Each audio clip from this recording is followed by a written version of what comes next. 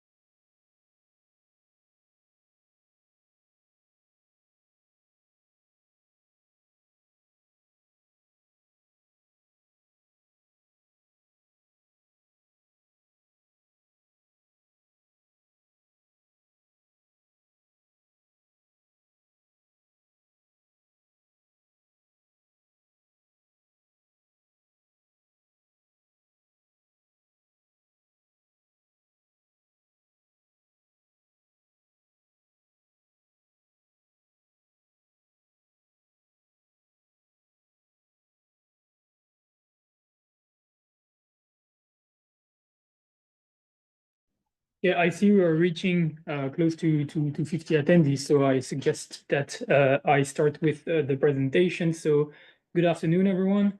Thank you very much for joining us today at the first webinar of the year for Bioenergy Europe, where we will provide you with an update on our latest statistics, and we will provide a presentation which is going to explore the contribution of bioenergy to the EU's energy landscape. So for this presentation, I will be joined by my colleague, Jonathan Canon, also working in market intelligence, is going to assist me in this presentation. And so without further ado, let's dive into it. So before starting, for those of you who are not familiar with what Bioenergy Europe does or who we are, basically Bioenergy Europe is the voice of the European bioenergy sector since more than 30 years ago. So we represent close to 200 members in Brussels, and we are also involved into certification schemes such as SURE or EN+. Regarding the types of services that our association provides, we are active when it comes to EU policy monitoring and also influence. We provide market data on the bioenergy sector, but also on in a more general way on the energy system in the EU. And we also have quite a strong market basis when it comes to the pellet sector, thanks to also our European Pellet Council that we're part of and that we coordinate. We also provide other types of services like visibility, networking, etc. And as you can see now on this slide, here is an extract of our latest campaign. And so we're also active on the field. As you can see, this is our communications team who's in front of the parliament last month. And they were handing out boxes of pellets that looked like cereal boxes. And the campaign was about how to transform the European energy diet. And this action was part of a larger campaign called It's Possible. And I invite you all to have a look at the website that is currently displayed on the slide. But now to go back to the subject at hand, our presentation today will include 4 parts, plus an advocacy presentation which is going to be integrated between part 2 and part 3. But for the first part of this presentation, I'm going to provide you with an overview of the EU's energy system. Then my colleague will move on with the focus on the contribution of bioenergy in each of the end uses. Then I'll give the floor to our policy director, who's going to provide the update on policy. Then after that, we will have a small Q&A to answer those first parts. And then I will go over the interaction between bioenergy and forestry. And last but not least, provide some key messages and wrap up with another Q&A. But without further ado, let's dive into the core of the topic. So the first slide that I want to share with you all is this relatively simplistic pie chart representing basically the EU's energy demand. And with this slide, I want to show what end use makes up most of what we consume. So the first quarter of the European energy demand is electricity. The second area, representing around 30% of our energy demand, is transportation. And last but absolutely not least, at 46.5% is our heating demand. And the first point I want to make is that when we talk about the decarbonization of our energy system, we often hear decarbonization of the electricity production. However, we see this with this relatively simple pie chart that half of our energy demand is actually used for heating purposes. And if we want to have a successful energy transition, we have to put the decarbonization of the heating sector at the center of it. Now, if we want to see the types of fuel that we use to fulfill those different needs, we can add this outer layer on this pie chart. And so this outer layer is divided into three categories. So the first one are fossil as well as non-renewable fuels. So this is mostly petroleum products, coal, natural gas, as well as nuclear energy. Then in the light green part, we have the bioenergy. Then on the light blue part, we have all other renewables combined. So those are mostly, as you can expect, wind, solar, and hydro, but you also have other energies like geothermal or tidal energy, for example. And now if we want to quantify the contribution of each of these fuels to the subcategory, starting with the heating sector, we see that 3/4 of our heating demand is being fulfilled by fossil fuels currently in 2022, and around a quarter by renewable energy. Out of this quarter, bioenergy represents more than 80% of the renewable mix, or 21% of the total mix. Moving on to the second type of end use, we have the transportation sector. Here, the dominance of fossil fuel is even more pronounced, with around 90% of our demand being met by fossil fuels. The rest, the 10 remaining percent, are split at more than 80% by bioenergy and the rest by renewable electricity. Last but not least, we have our electricity consumption. And this is the area where the decarbonization has been, let's say, the most successful, if we can say it like this quantitatively, where 41% of our electricity generation is decarbonized in 2022. And it's true that this is not where bioenergy plays the largest quantitative role. However, it presents very unique characteristics that my colleague will explore a bit later. But when we take a step back and we look at how bioenergy contributes to the renewable mix, we realize that it's sitting at around 55% of the renewable mix, so more than half of the renewable energy, in the EU.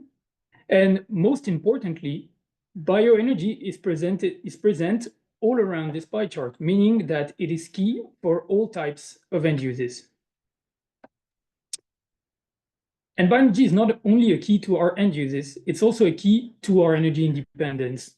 Indeed, if we take a look at this graph representing the evolution of the energy production per type of fuel in the EU, I've tried following the same type of color coding. So here, the darker grayish colors, they represent fossil fuels. So mostly coal, natural gas, oil, or other non-renewable, which mostly are composed of non-renewable waste.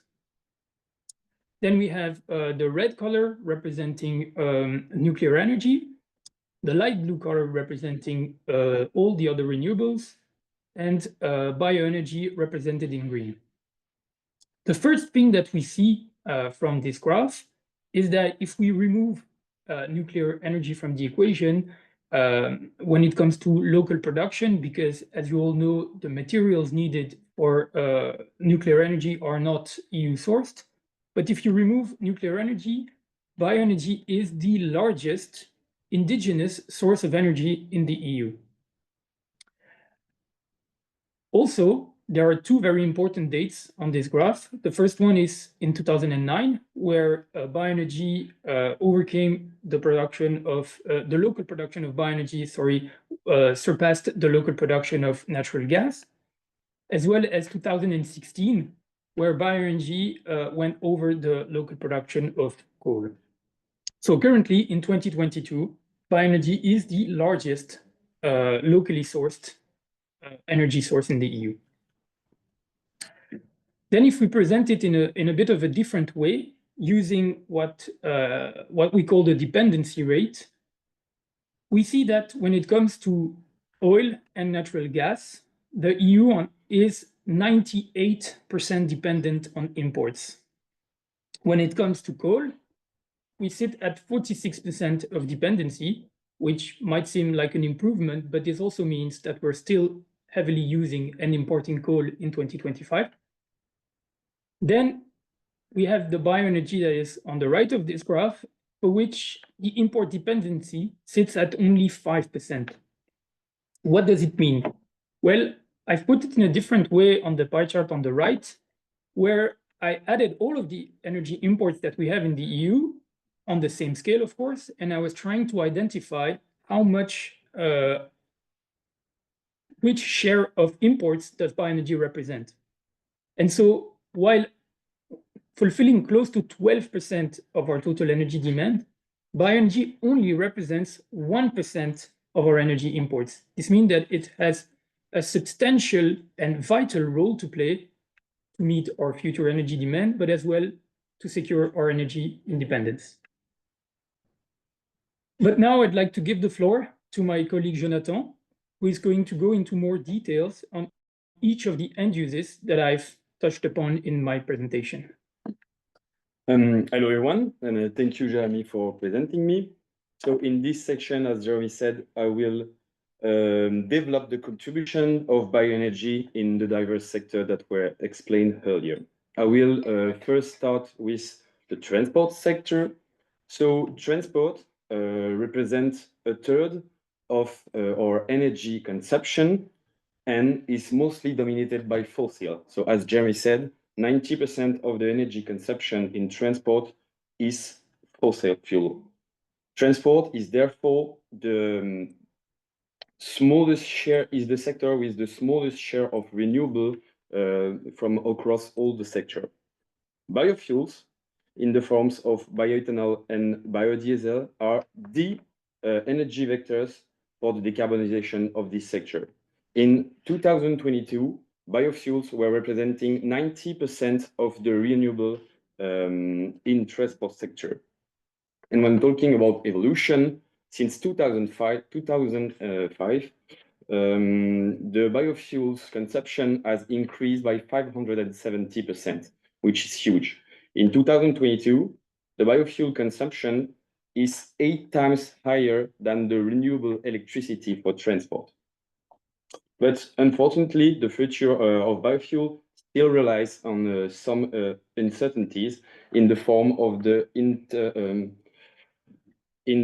internal combustion engine ban for sales in 2035. This ban will most definitely impact the road sector, but will mostly at first impact fossil fuel, as biofuel have shown to be more resilient on crisis than fossil fuel. For example, during COVID crisis, the final consumption of fossil fuel for transport have experienced a large decrease, where on the opposite, biofuel have stayed quite stable. It have also even increase a little. On the other hand, there is two sectors that could benefit in the future from the biofuel.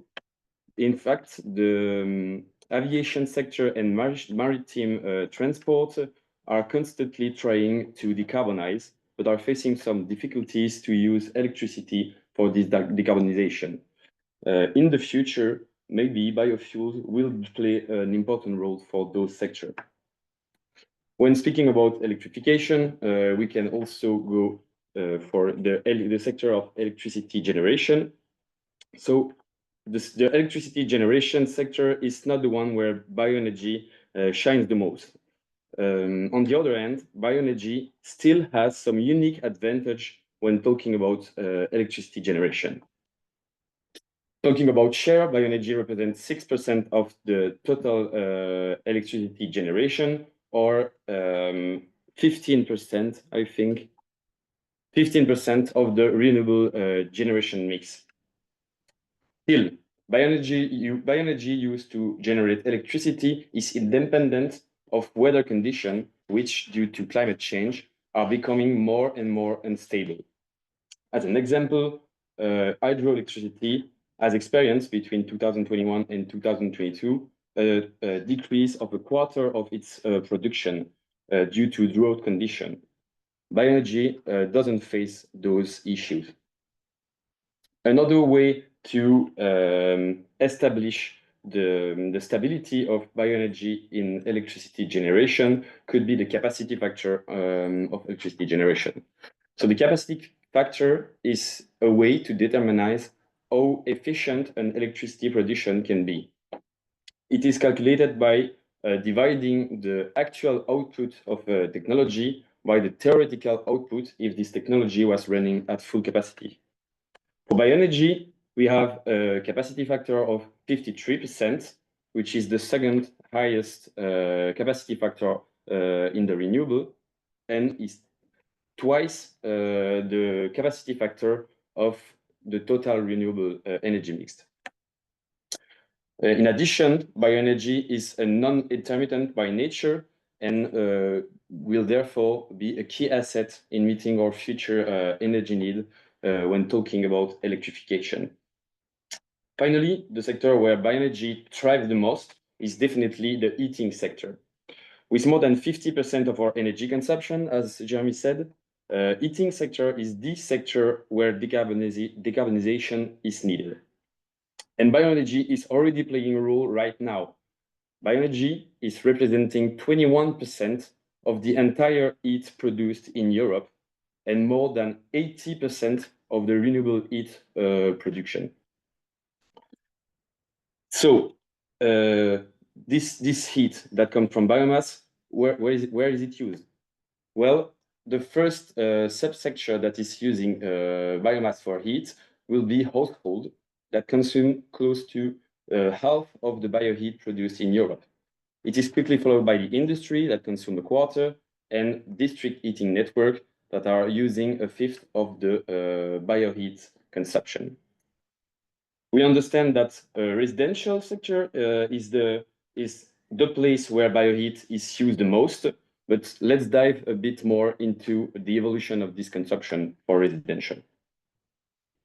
First, we can see that in 2022, we have experienced a small decrease in consumption when talking about absolute numbers.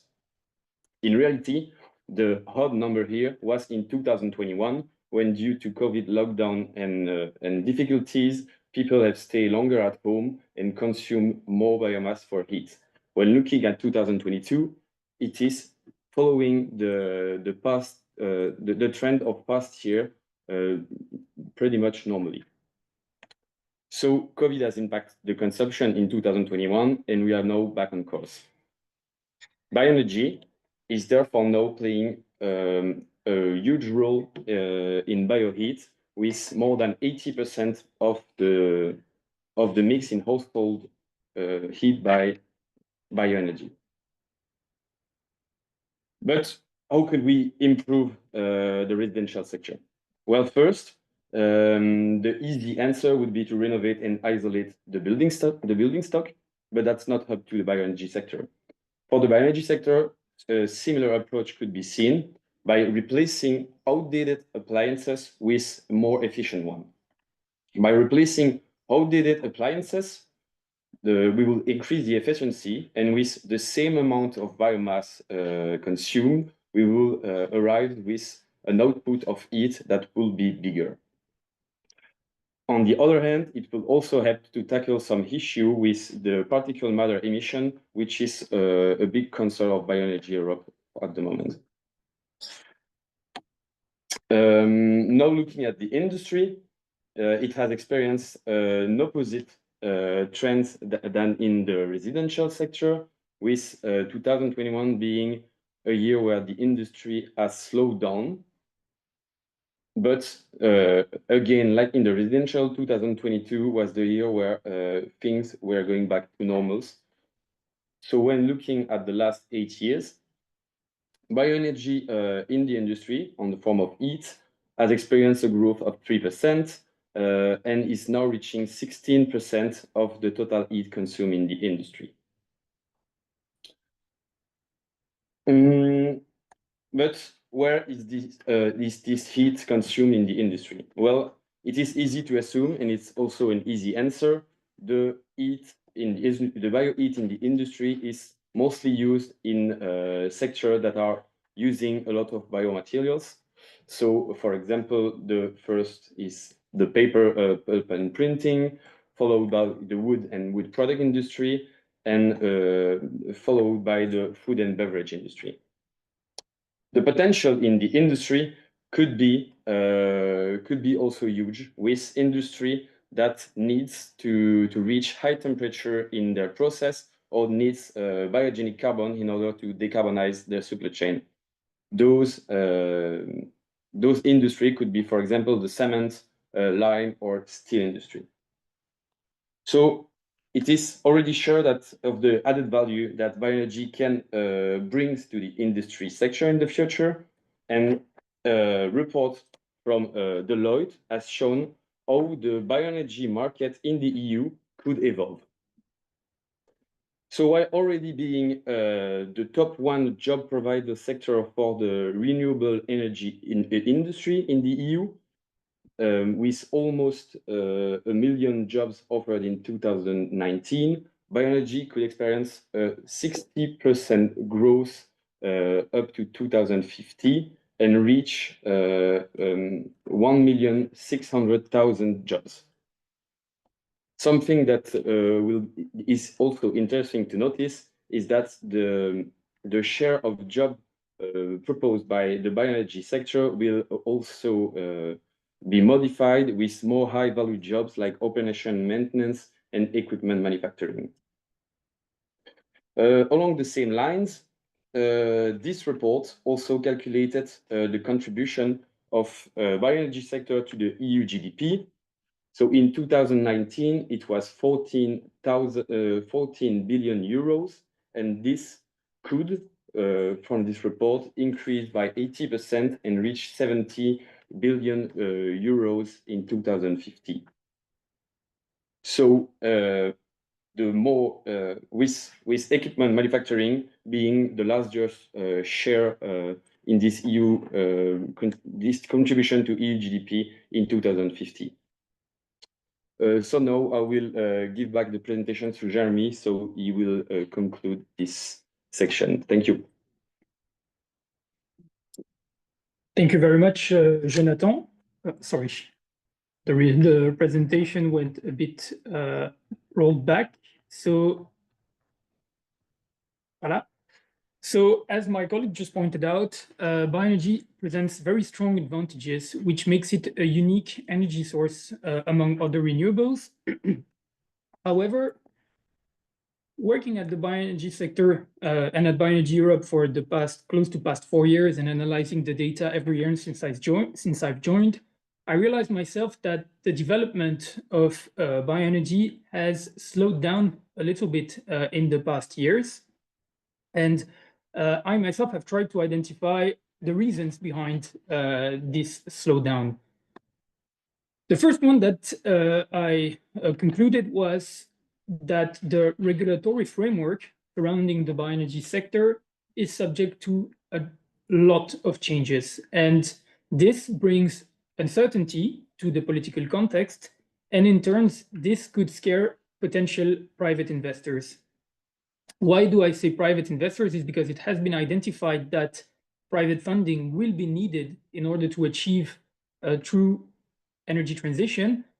However, it's quite difficult to get private funding when the rules are changing all the time. So the first thing that could help improve the situation is to have a stabler regulatory framework. And the second point, which is also important, is that the contribution of bioenergy, which we explained to be substantial at more than half of the renewable energy mix in the EU, sometimes bioenergy is being completely overlooked in certain policies, in certain studies, or in certain models. And for this, I have a personal experience with this. One of the very first file I read when joining Bioenergy was the Repower EU plan that was not mentioning, not even once, solid biomass. However, it was containing a lot of good targets for other renewables, which is definitely something that is extremely positive. But for some reason, solid biomass was completely overlooked and missing from the picture. But now I would like to give the floor to my colleague Irene, who's joining us online, and who will provide you with an update on the policy side of the bioenergy sector. So please, Irene, feel free to share your presentation and start. Thank you, Jeremy, and good afternoon, everybody. I hope you can hear me and see me well, and you should also be able to see the presentation right now. As Jeremy said, I'm Policy Director at Bioenergy Europe, so I coordinate the advocacy aspect and activity of the association. And today I would like to give you a short, but I think quite interesting overview on the main policy files, the ones which are most impactful for the bioenergy sector. And I will start with an overview, like really in a visual way. Here you can see the main European policy files. I mean, this is non-exhaustive list because there are a few more, but I would say these are the most relevant. And of course, as I have 10-15 minutes for this presentation, I will not go through all of them, but I will focus on the main four that today I think are important. And of course, how can we not start by the Renewable Energy Directive, so-called RED III directive, because this is most likely the most relevant and most important file for the sector. And when we speak about Renewable Energy Directive, of course, we connect it with sustainability criteria. And the question mark here is, why are these criteria so important? And there are three main answers. The first point is that you need to be compliant with sustainability criteria to be accounted for renewable target and to the sectorial sub-targets. Second, but not less important, to be eligible for public financial support, you also need to be compliant. And last, which is also connected, let's say, to the financial support, is that if you want to be zero rated under the EU ETS system, you need to comply with sustainability criteria. And as a refresher, what are sustainability criteria? Well, it's three types of requirements. The first is harvesting requirement to ensure soil quality. The second one is about LULUCF, so land use and land use changes, so to install the carbon sink. And the last one is greenhouse gas emission in comparison with fossil fuels. And as I mentioned, this is RED III, so it's the third version of the Renewable Energy Directive. It was revised very recently. And I think what is key to mention here is that during the discussion at European level on the revision, the engagement of the sector was really fundamental. Because by working together as an industry, we managed to avoid ban on certain feedstock, and in particular, new definitions that could be harmful, such as primary woody biomass. So at the end of the day, there was no ban on this. However, some of the already existing criteria were strengthened. So now we have an extension of the scope because the application threshold was lowered from 20 megawatt to 70.5 megawatt. There are higher greenhouse gas emission saving thresholds.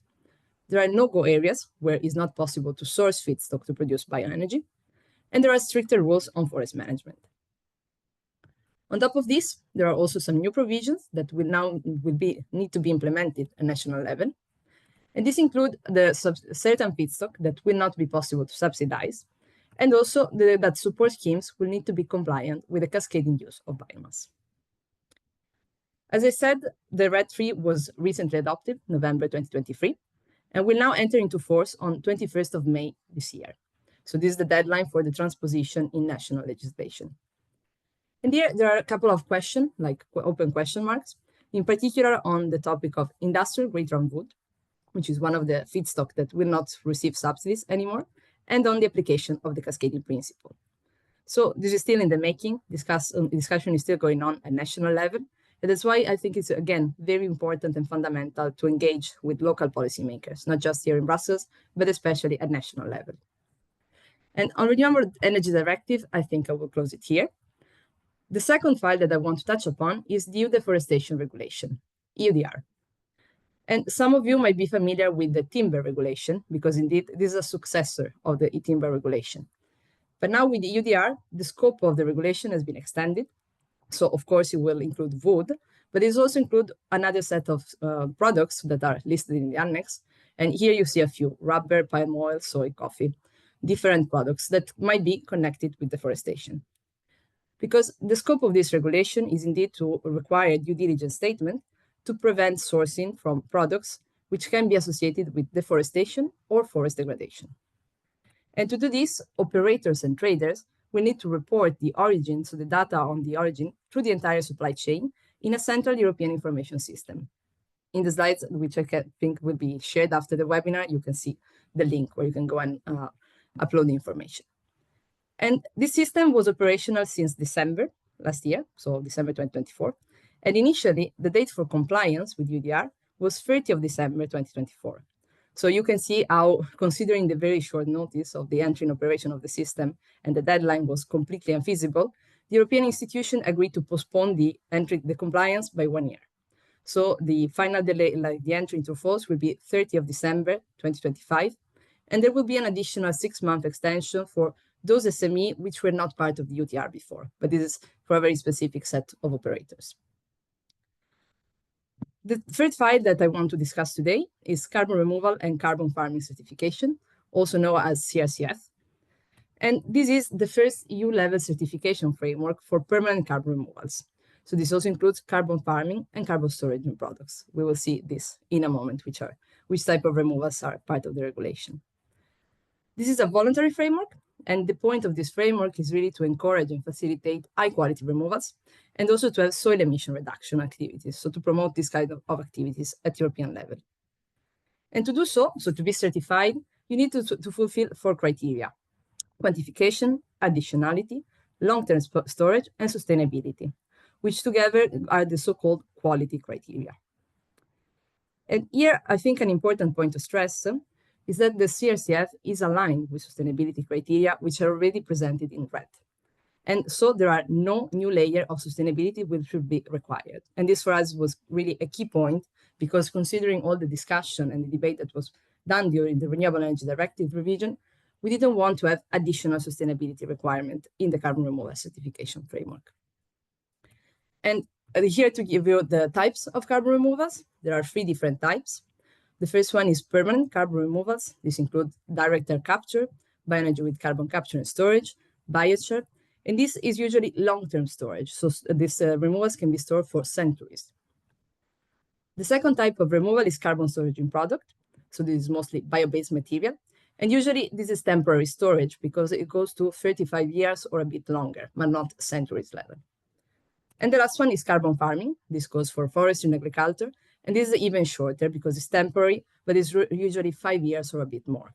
So as you can see, permanent is the one which lasts longer, and the others are like temporary, so shorter, let's say, period of storage.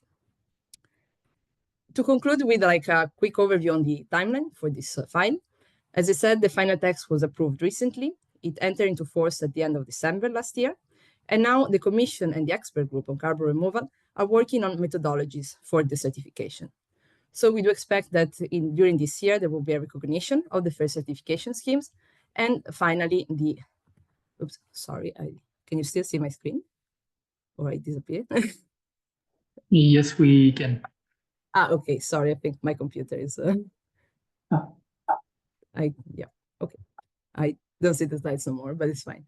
Yes, it's certification of the first unit, sorry. And as I said, we are here. So the entry into force happened last year, and we're waiting for the development of the methodologies. The point of this is to create new market, because right now we are looking at the supply side, so the generation of the carbon credits. But the idea is to get to a demand side, so where companies can buy and share this and trade these carbon credits. This is still in the making, and as Bioenergy Europe, we are following the discussion quite closely. The last file that I would like to present you is a bit more specific because it's more on the small scale sector, and those are eco-design and energy labeling regulations. For those that maybe are not so familiar with the eco-design regulation, well, this is a regulation that sets emission limits for which products can be commercialized in the European market. And there are different lots of products, but in particular for the bioenergy sector, two lots are the most important, which are lot 15 and lot 20, which deal with solid fuel boilers up to 500 kilowatt, and solid fuel local space heaters, which are up to 50 kilowatt. Both these regulations were agreed upon in 2015. They entered into force in 2018, and they were applying to products as of 1st of January 2020 and 1st of January 2022. Now, both of these regulations are under revision. The Commission is proposing new limits for both lots, so this to include stricter requirements for energy efficiency and for emission. And for what concerns the boiler, they are also considering extending the scope to non-woody biomass, because at this stage is only woody biomass, which is subject to the eco-design regulation, and to increase also the range up to 1 megawatt, so 1,000 kilowatt systems. This revision was supposed to happen in 2022 and 2024, but as you can imagine from the red color, this didn't happen. And we do expect a revision in 2025. A consultation forum was supposed to take place tomorrow, but we just got confirmation last week that this was cancelled and postponed to an unknown date yet, because there were some internal discussion at Commission level. So we will see also how this process evolves. On top of the eco-design, the other file which is relevant is the energy labeling. Again, here we have two lots for stoves and boilers. And the energy labeling is a ranking that is based on appliance efficiency. And it's usually a reference for the consumers to buy different systems. You have the same probably on your frigo or your washing machine. So it's the classic label where A is like the best performing systems to G, which is the least performance. And the main proposed changes include different things: an alignment with the calculation method with eco-design, an extension to electric heaters, and the merger with heat pump for local space heaters. And also the revision, and for the local space heater, even the elimination of the biomass factor, which is a factor of 1.45 that recognizes the renewability of bioenergy, so to give higher efficiency and a higher level in the ranking. And then the Commission is considering the inclusion of a secondary scale for air pollutants. So all of this is under debate at the moment. And as Bioenergy Europe, we are, of course, strongly advocating against the merger with heat pumps, because we do believe that this would create an unfair competition for local space heater. Again, the adoption was supposed to take place last year, but it's been postponed to 2025. And this is why I would like to conclude this presentation by stressing the fact that as Bioenergy Europe, we are constantly engaging with representatives of the European Union, being it the European Commission, the Parliament, the Member States, to try and influence the decision-making process to ensure an actionable framework. And as Jeremy mentioned in the beginning of the webinar, we have different working groups where we focus on macro topics, where our members can also actively contribute. And of course, our job is to ensure that the industry is fairly represented in the European political debate. And with that, I think I would like to thank you all for your attention, and I'll give the floor back to Jeremy to continue. Thank you. Thank you. Thank you very much for your presentation. Maybe if you can just mute your mic, because I think I hear myself in echo at you. Yeah, so thank you very much for your presentation. Indeed, you underlined also the diversity and the big diversity, the big number of files that are revolving around the sector, and it's not always easy to make sense of all of these and to follow everything, so congratulations on your work. Now I've planned some time for a Q&A session. However, I don't see any in the Q&A menu currently. So I figured that we can maybe wait 2 or 3 minutes so people can eventually put some questions that we can then take to the audience if there is any. Yeah, I'd like to give you 2 or 3 minutes digesting all the information that you've received. And if you have any questions for this, please don't hesitate to use the Q&A function. Thanks. And also, of course, if you're not yet a member of Bioenergy Europe, don't hesitate to reach out, because we can provide much more information on also the other files that were not touched upon today, but this will not be the topic of today's webinar. So don't hesitate to reach out. Indeed, thank you, René, for the contribution.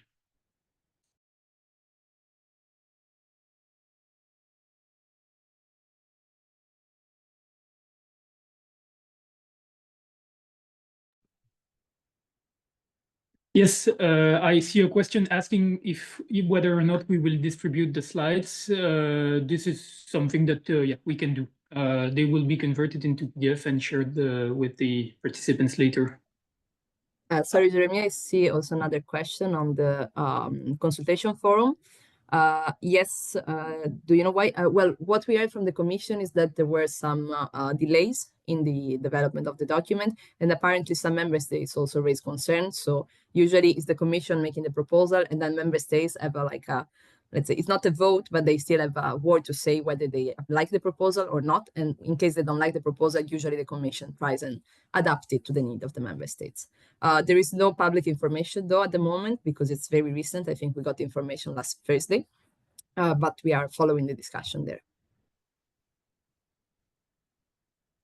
Thank you, René, for your answer.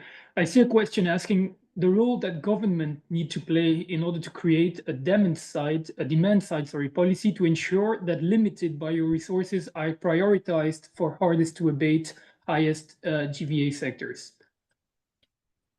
It's kind of a, yeah, if you want to take the floor, I leave this one to you.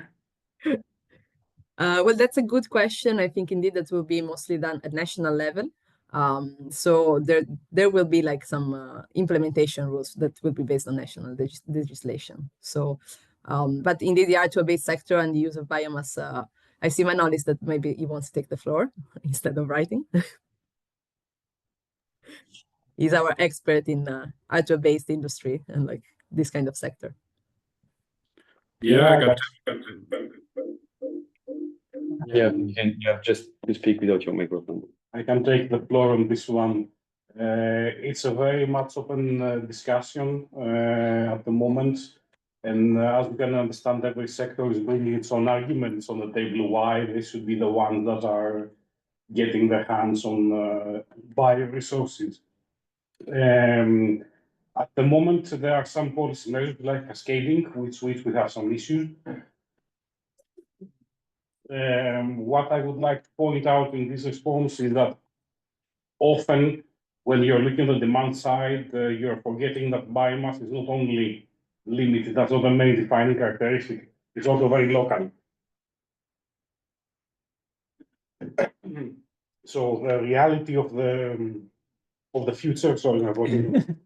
Okay, well, the reality is that many of the biomass users in the future will also remain local, not necessarily go to the highest GVA sectors, but will stay local where it is needed and where supply chains are shorter. This is my personal opinion. I would definitely tend to agree with Manolis saying. It's true that, according to me, developing a cascading based on highest GVA would be a mistake, as it's not necessarily a good indicator of how it contributes to society. But as Manolis said, this is a very complex question to answer. Unfortunately, there is no, let's say, straight answer for this question. But hopefully what we provide was already a path to what you were looking for. Now I see the next question from Jean-Marc about how far the strength of winters are influencing domestic heating consumption. Well, my personal perspective on this is that indeed we've seen in the past years a reduction in the heating degree days, reduction, and that can be basically that corresponds to the heating demand. However, it's still unclear how those heating degree days or how this demand will evolve in the future, because it's true that with climate change we will see some more extreme events, but extremes can go both ways. They can be both extremely cold as well as extremely hot. So we don't really know if the demand in the winter is subjected to be much stronger or much lower. But this is my personal take on the matter. But unfortunately, I think only time will be able to tell the answer to this.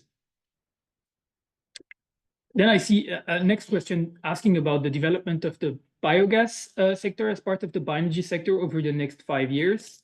For that, we can provide a short answer, but I would probably direct you towards the European Biogas Association, which focuses more on those topics.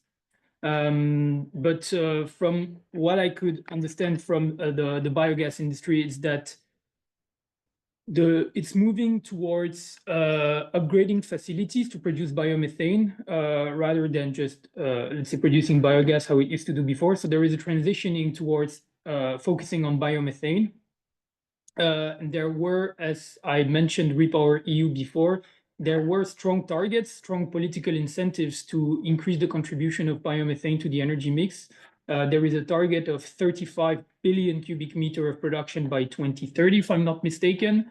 Currently, biomethane production sits at around 3.5, but I would need to cross-check. As you can, as I said before, it's not really the center of our activity, but this would increase by tenfold in 8 years, something like this. So it's definitely it definitely has the right political incentives, but now, once again, time will tell how it can evolve over the next 5 years. If I may add something without probably dying in the meantime, is that biogas is one of the lucky sectors in the bioenergy world because it is favored quite a lot by policy. There is significant growth potential also because of the fact that there have been some EU markets in which there have been limited movements in the past years. So there are still new territories for the biogas sector to explore. We are expecting things to happen in Spain or Poland, for example, while in the past nothing much was taking place there. So there is definitely room for growth in the last 5 years. What is a bit more challenging for the biogas sector is to reach the targets that they have for 2030, and especially as we move closer there. And then there are expectations that part of the biogas production or biomethane production will also arise from solely biomass. There we might again anticipate some limitations to the growth, but remains to be seen. Thank you, Manolis, for the complimentary answer. Hopefully that answers the question on the chat. Moving on to the next one, I see a question about whether or not member states are on track when it comes to transpose RED 3 by the deadline in May. I don't know if, Irene, you have more information on this, as unfortunately I do not, but I give you the floor. Yes, of course, we are monitoring this. As usual, the situation is quite varied depending on member states. We know that some countries like Denmark, Finland, or Sweden are more advanced in the process. They are already having draft and ongoing public consultations. Other countries are much behind, and I think some countries still need to implement RED 2, which is still quite, let's say, the deadline was passed a long time ago. And I also answered a couple of the EU ETS related questions, especially, I don't know if Jeremy, you want me to bring that forward as well. It was on ETS2, and indeed this was entered into force beginning of the year, and it will be like the provisions will apply since 2026. But again, it depends if the gas prices will have again a peak, so we will have extraordinary prices, there might be a postponement. And for what concerns bioenergy and ETS2, if the biomass is compliant with sustainability criteria, it will still be zero rated. So there will not be a major impact, but then indeed will need to be compliant with the sustainability requirement. Thank you, Irene, for your answer. I guess we can mark this as answered now.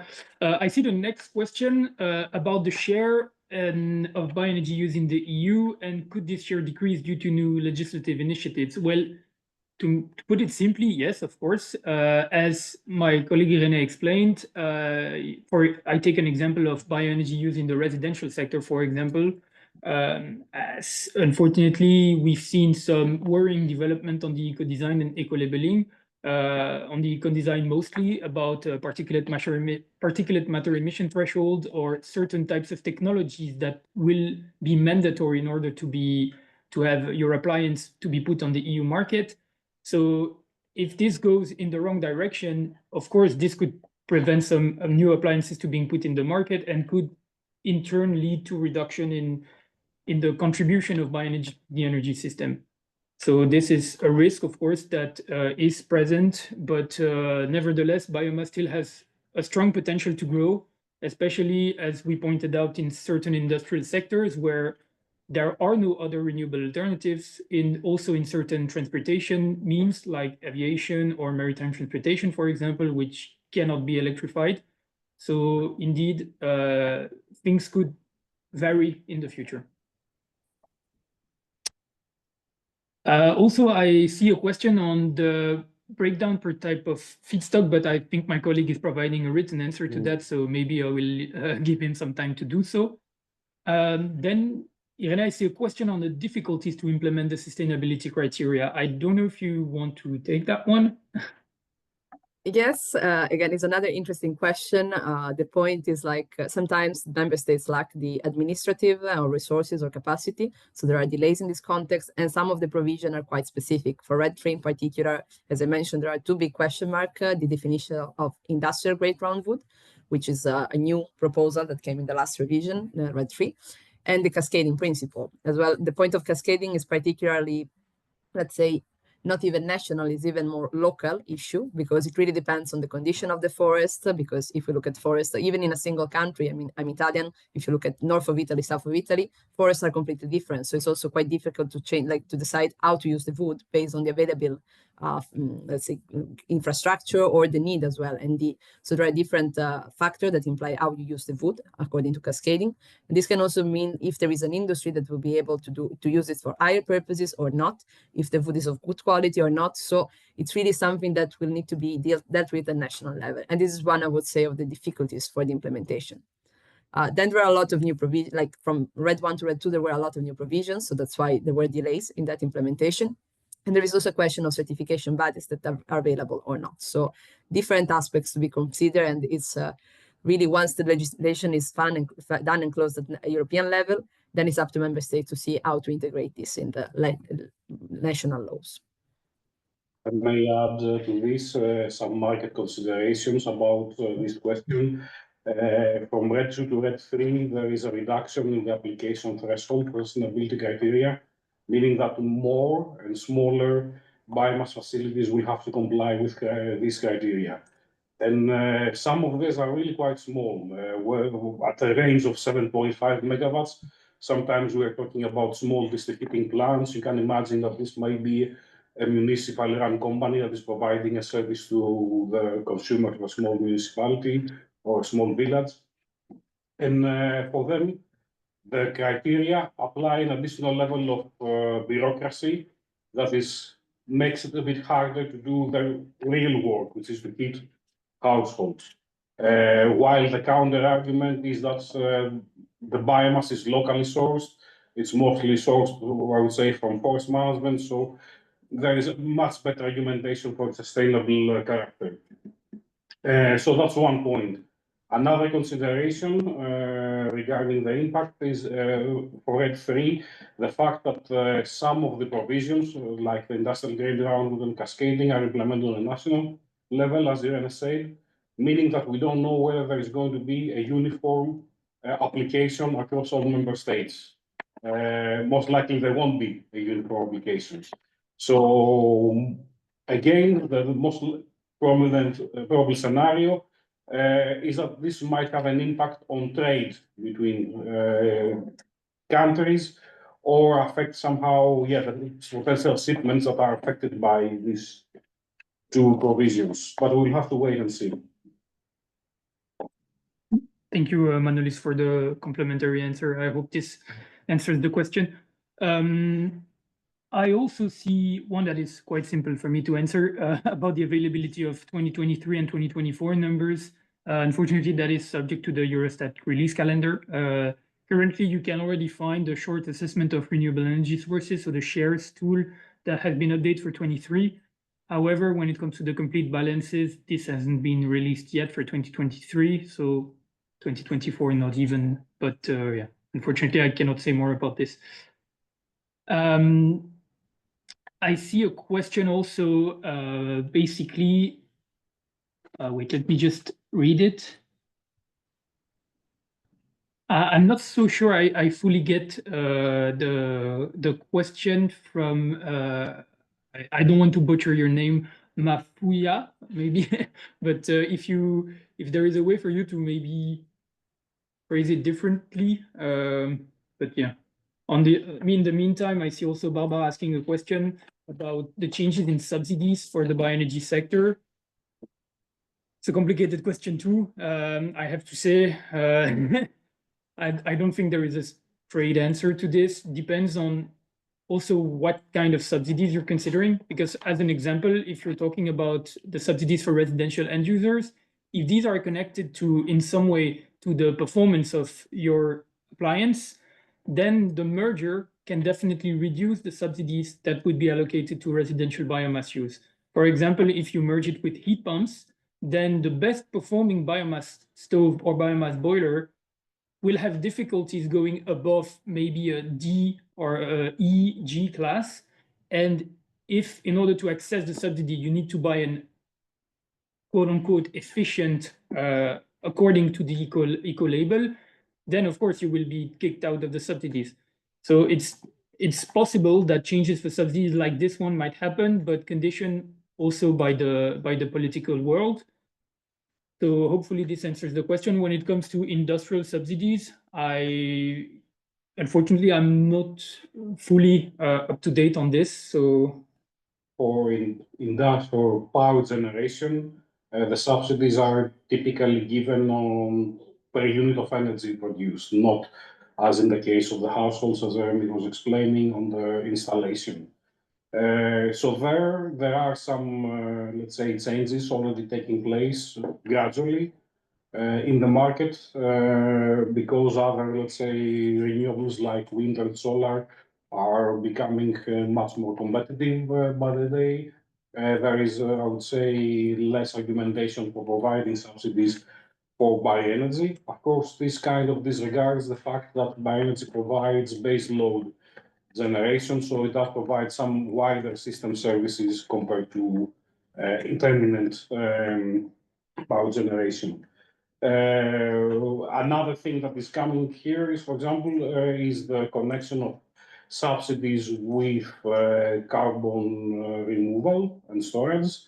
So in the future, already in the Renewable Energy Directive, there is a stronger connection with supporting or even continuing to have power generation from larger installations only if you apply DEX in certain scenarios.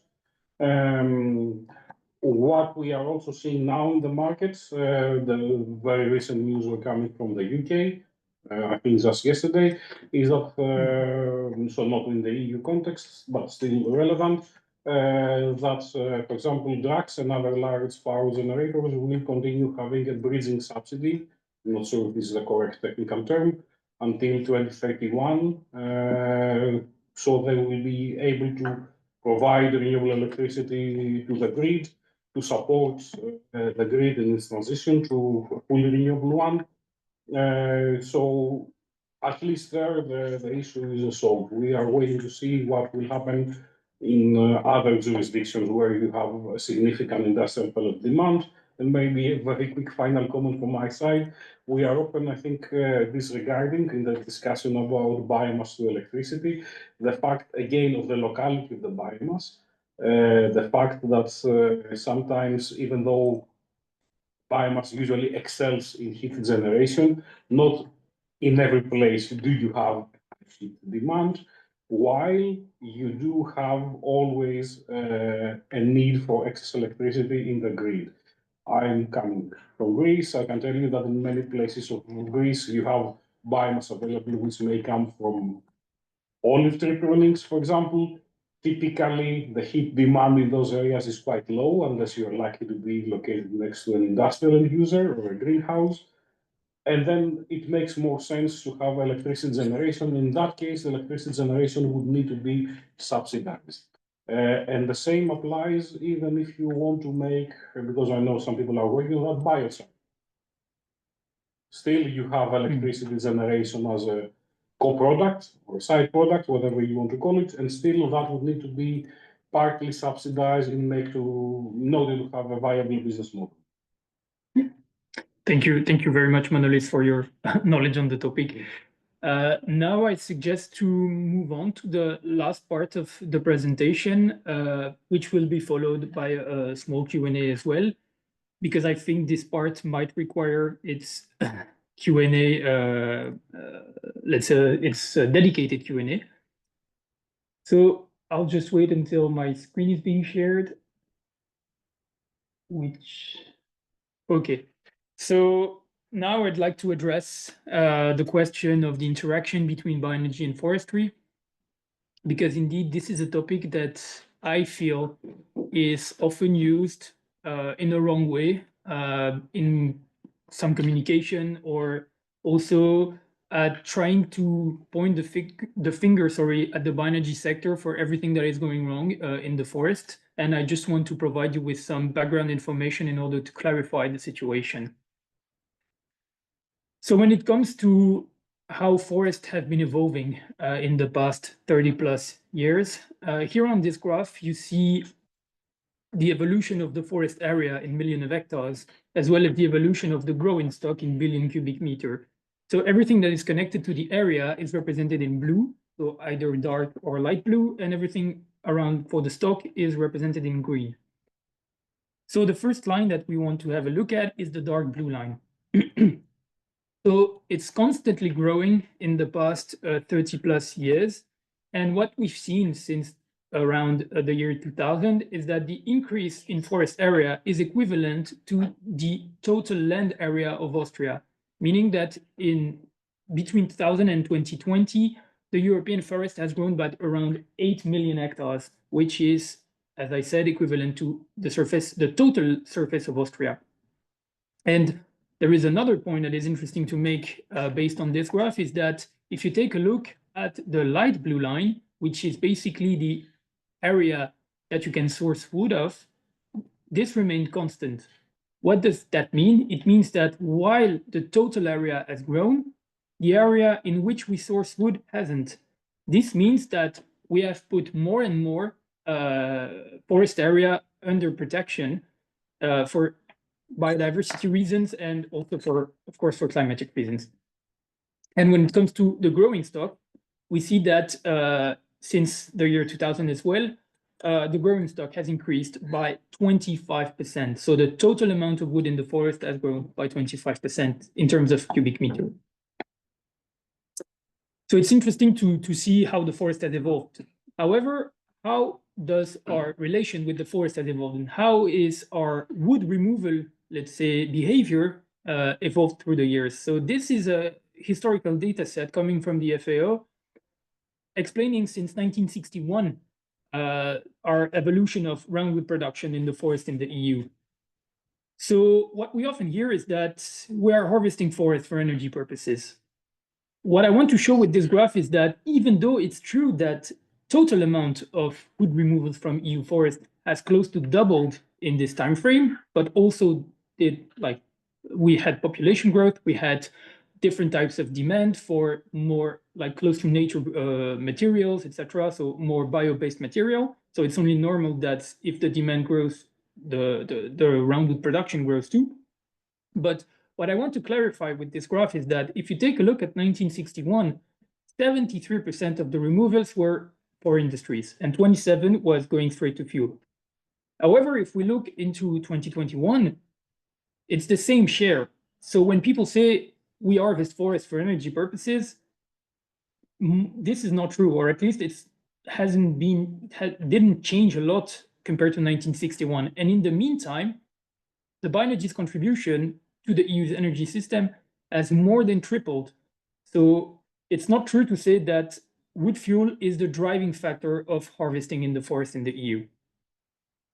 And if we take a look on a country perspective, here is another visualization. It might be a bit small, apologies for that, and it's quite packed. But on this graph, the blue bars, they represent the total removals in terms of cubic meter. And the green bars, they represent the net annual increment. So what is the net annual increment? Is the additional quantity of wood being added to the forest every year. So it's not the same thing as the total stock, but it's the additional quantity of wood that the forest builds per year. And the points that I've put on top of each member state is how much of this yearly growth do we take out, or do each of those countries take out? And what we see is that on average, even though it's not displayed in the chart, on average, the EU removal rate is around 65%, meaning that per year, the EU on average removes 65% of its annual growth in the forest. Meaning that if we keep on continuing like this, the growing stock will constantly increase because we're not removing more than what the forest can grow in a year. It's some data in there might strike a little bit as not very sustainable. What I mean by that is there are two countries on this graph, Czech Republic and Germany, for example, tending close or even above 100%. And this, from a first look, can seem unsustainable, especially if you consider the Czech situation, where basically you could say if they continue like this, they will deplete their resources. However, there are important factors to consider is that the driving force behind these removal in those countries, it's not producing wood fuel. It's actually this little fellow here on the side of the slide. And this is a bark beetle. So I guess most of you in the audience are familiar with what a bark beetle is, but it's a type of bug that has been active in the EU for quite some years now. And basically what they do is that they dig inside the bark of the tree, which hence the name bark beetle. And what they do is basically they weaken the tree so much that at some point it just dies. And they use those dead trees as a nesting ground. And thanks to this, they're able to spread even further in the forest and keep on going.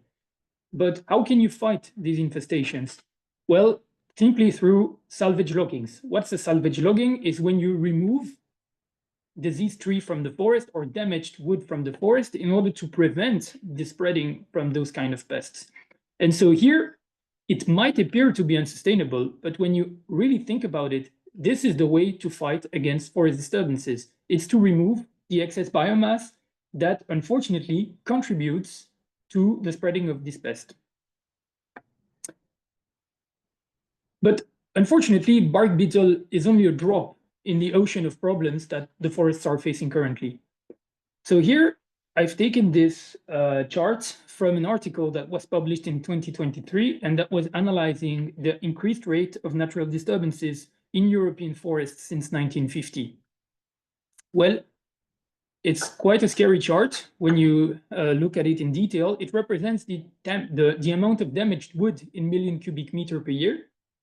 And we see it drastically growing since 1950, and this is not even including the terrible fires that we've witnessed in these past years that I'm pretty sure will drive this chart even higher after 2020. And also the bark beetle represented in purple here on the slide is only is for sure a huge contributor now, but it's only a part of the problems. And unfortunately, from a human perspective, it's quite complicated to act on the frequency of disturbance.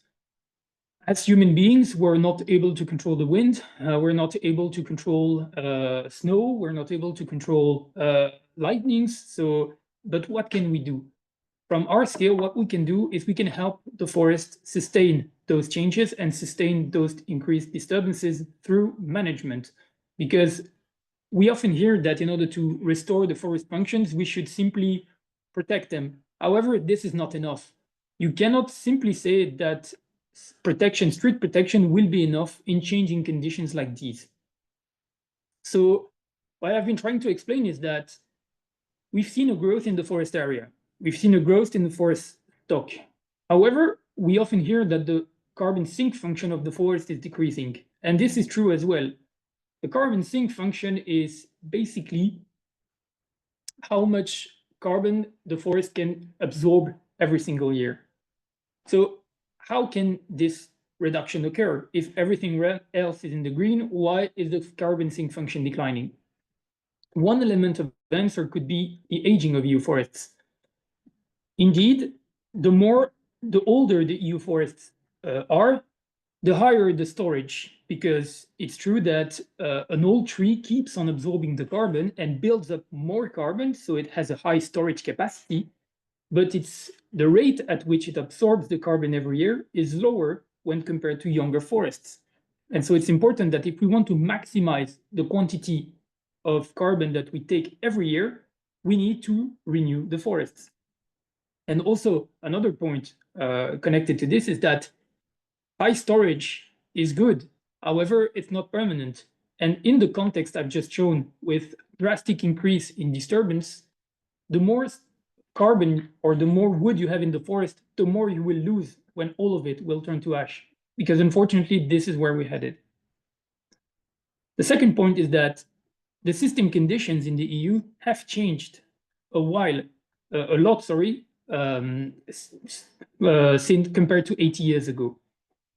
So certain species that were planted at the time were very adapted to where they were planted. Unfortunately, now the conditions are not the same anymore. They don't receive the same amount of rainfall. They don't have access to the same nutrients, not the same cycles. And so those trees might not be adapted to where they currently are. And we need to help the forest adapt because, I mean, it might be obvious, but trees cannot walk, so they cannot move by themselves. So we need to help them and to do assisted translocation, for example, to put them in their right place currently.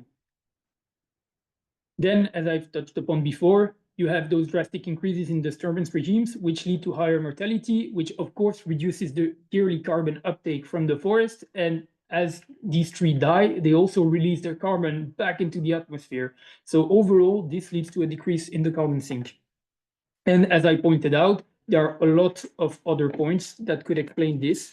And unfortunately, forest systems are very complex and they respond to a lot of different factors, but most importantly, they are all different. There is no such thing as an EU forest, actually. When you think about it, a forest in northern Finland is completely different than a forest in southern Italy, even though it could both be called EU forests. So local aspects have to be considered when developing policies around forestry. So now I would like to give you to wrap up this presentation by giving you some key messages on the content. So the first point that we made is that most of our energy demand is actually used to fulfill heating needs. And therefore, if we are to be successful in our energy transition, we cannot leave the heating sector behind. And so we cannot exclude bioenergy, considering its contribution to our heating needs. That at close to 55% of the renewable energy mix, bioenergy is by far the largest renewable in the EU and will remain so in the upcoming years. That it's a local resource and it works towards the EU energy independence. And as we've seen in these past few years, in the context of extreme instability globally, its energy independence will be definitely extremely important in the future. Also, that bioenergy and electrification are complementary and not competing. As my colleague Jonathan explained, the stability of bioelectricity production will be key when it comes to meeting our future energy demand in a world where most of our production will be intermittent. That it has unique characteristics that we will need to achieve neutrality. And here I'm not even talking about its non-intermittency, but rather the fact that it's able to provide high temperature heat, which electricity cannot always do. Also that it contains carbon, for example, which is basically the only source of bio-based carbon. And also that it can help relieve pressure on the grid, because the grid is a bottleneck when it comes to the electrification of the system. Then biomass is also a crucial source of energy, for households, as we've seen before.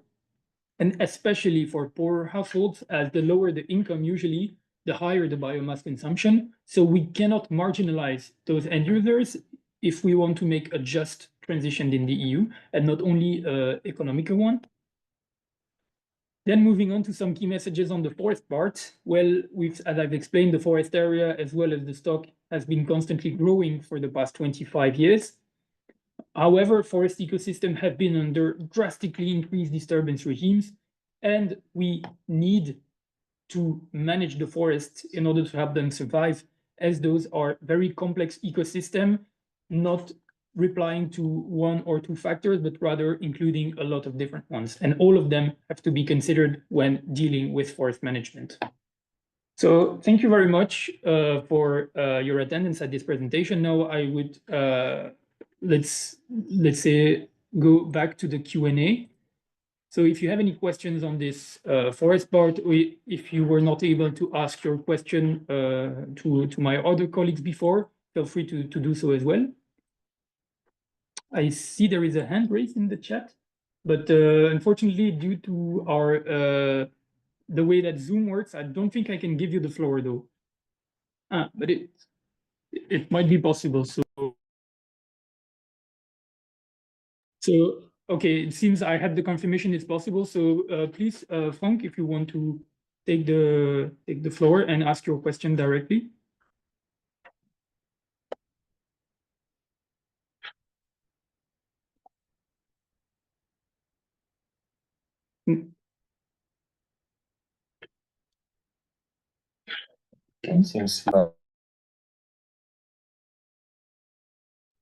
Okay. Well, maybe we'll wait for Frank to come back if needed. But maybe I don't know if you can unmute yourself, Frank, or like turn on the camera. But you should have the right to unmute yourself. But in the meantime, I'm looking at the Q&A, but I don't see any additional questions. You answered it.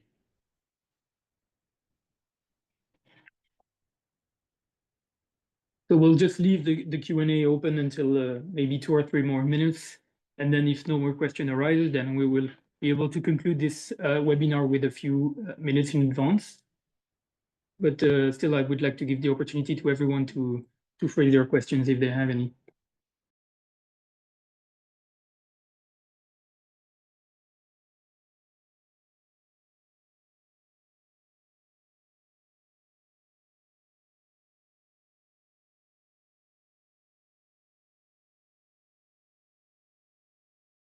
Okay, I see that thank you, Frank, for your precision that the hand raise was not on purpose, but thank you. And thanks to everyone who provided us with some very nice messages in the Q&A. It's a pleasure to be able to provide you with good information, and hopefully you will consider, if you're not already a member, you will consider joining our association. But since I don't see many more questions, I think we can close this webinar. So once again, thank you for everyone who attended. Thanks also to my colleagues who took their time to present, to be there. I don't know, just saying thank you. So well, see you next time, and yeah, bye-bye. Bye everyone. Thank you. Bye-bye.